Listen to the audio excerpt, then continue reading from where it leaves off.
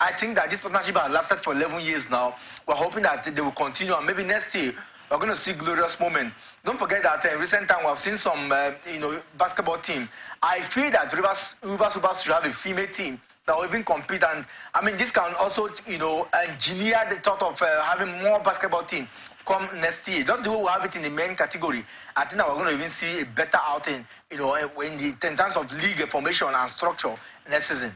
Better outing expected in the Women Premier League basketball. We just hope that this will definitely usher in better performance as well. We say congratulations to Viasa Wales. They, of course, came third.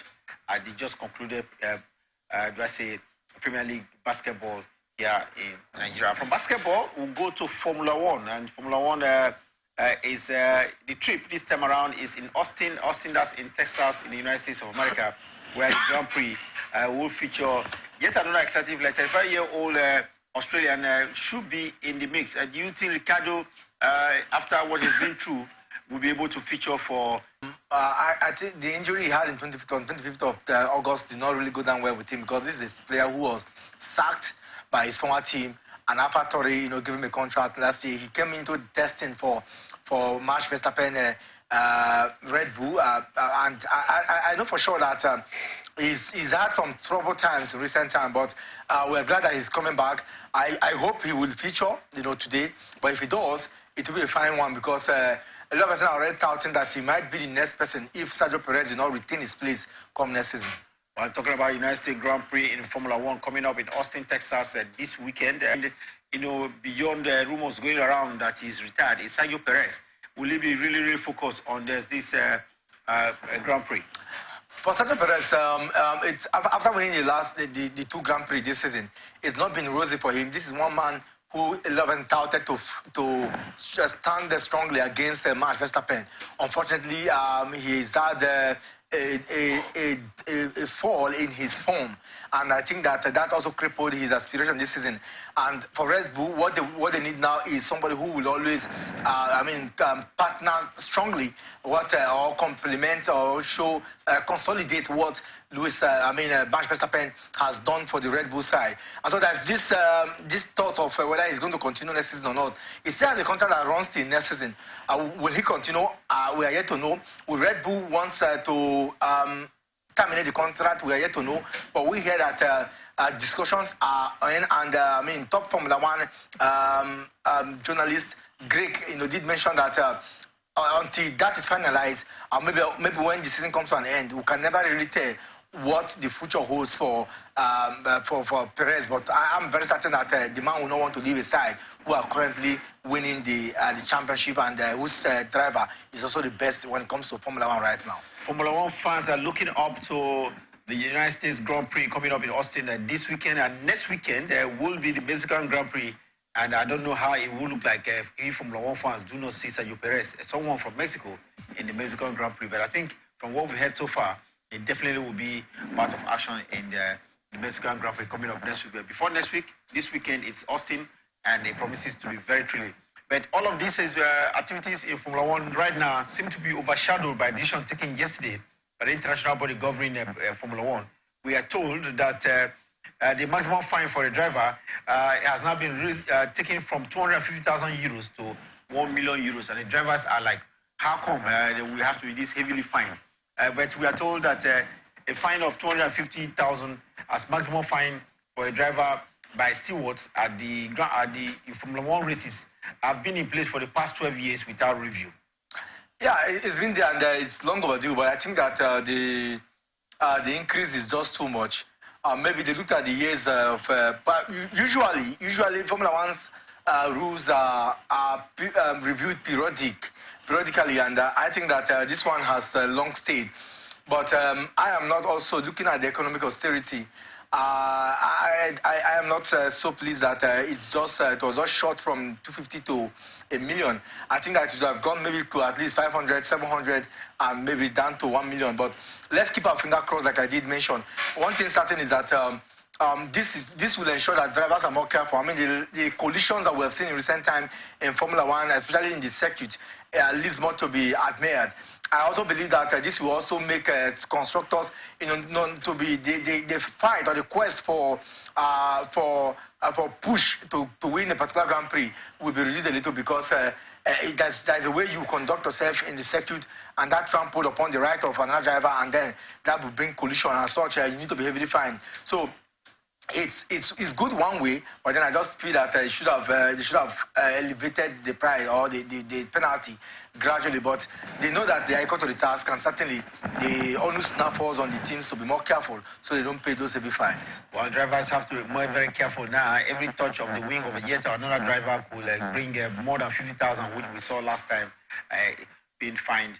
But right now, the maximum you can get is if you infringe on any rule coming from the stewards will be €1 million, and that's really, really heavy from a quarter of it that was in place in the last 12 years. Well, away from Formula One now, let's go to tennis. And in tennis, there has been what is called a Siamic upset because Japanese wildcard Shintaro Mochizuki has eliminated top seed Taylor Fritz for the Japan Open. This took place yesterday, and the tennis world is bewildered by how a wildcard could send off a top seed as heavy as Taylor Fritz.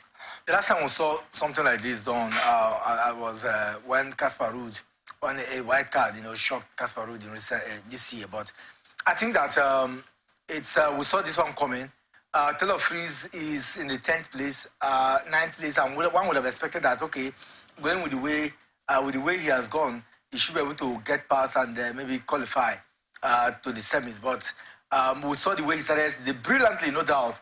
But the Japanese was just in fine form. I mean, getting that particular one. I think that this is a bad signal for him.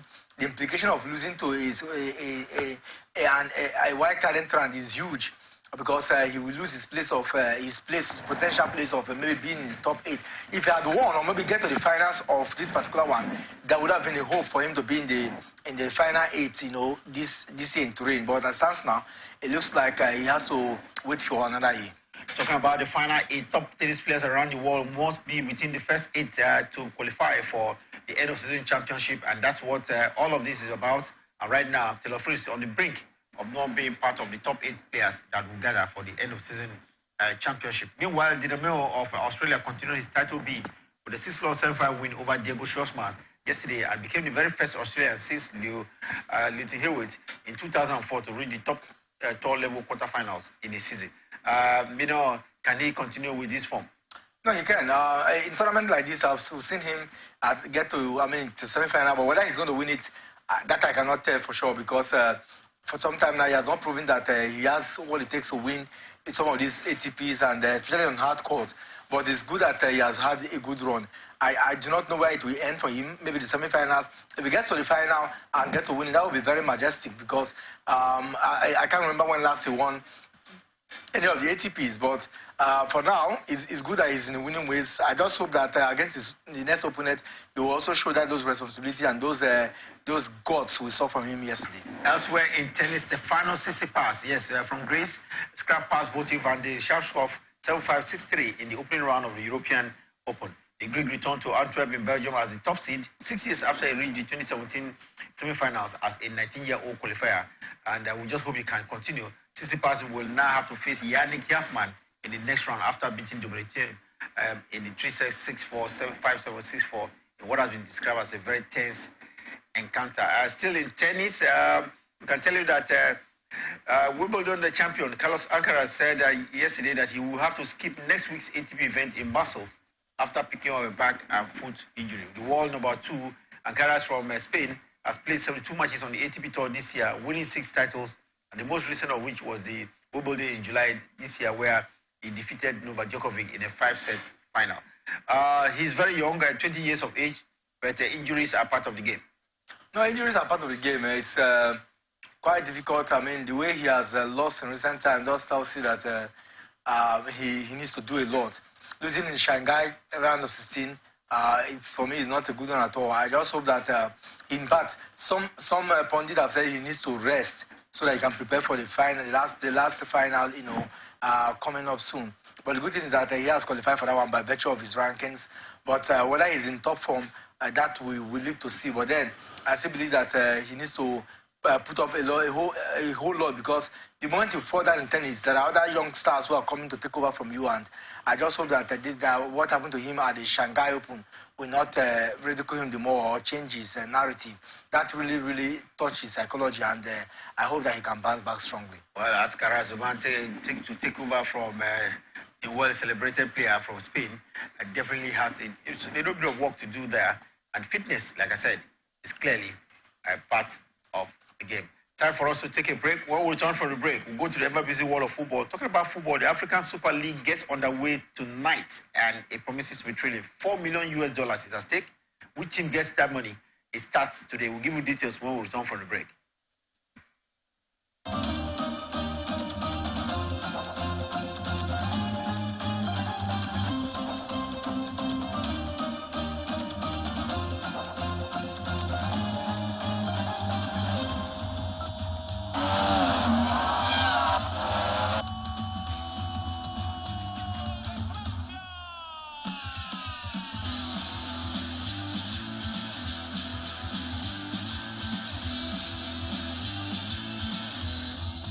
Telling him not to count a